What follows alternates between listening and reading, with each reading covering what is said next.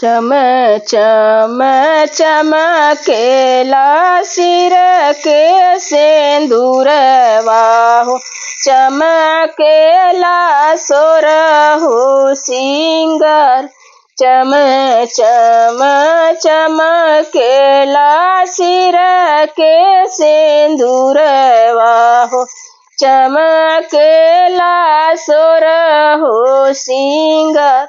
चम चम चमकेली बेटी हो कवन बेटी, चमकेली बाबूजी के गोद, चमकेली पापा जी के गोद। तनी एक बेनिया डोलावत ये सुंदर दुल्हा, गरमी जे होला बहुत। तनी एक बेनिया डोलत ये सुंदर दुल्हा, गरमी जे होला बहुत। कैसे के बेनिया डोलाई ये सुंदर सुभवा, यही बाट मड़वा भरल लो, यही बाट मड़वा भरल लो।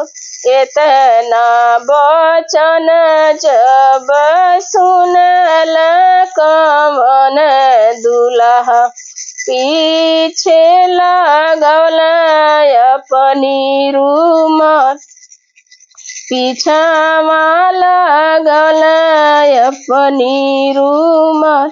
रौरे ही जानी जीजा हरन बहरन, मोरे जान प्राण धर, मोरे जान प्राण धर। इतना वचन जब सुनल कवन दुल्हा, उठल धोती झहराय, उठल धोती झहराय। तोहरा ही बहिना सरऊ चौके पे छोड़बहु, हम करबो दूसर बिया, हम करबो दूसर बिया। इतना वचन जब सुनेली कवन सुभवा, उठेली लहंगा फहराई, उठेली लहंगा फहरा। रौरे ई संगे प्रभु सोहागिन होइबहु, जब तक प्राण धर, जब तक प्राण धर। अम्मा के तेजबो प्रभु, पापा के तेजबो, रौरे के तेजलो न जा। अम्मा के तेजबो प्रभु, पापा के तेजबहु, रौरे के तेजलो न जा।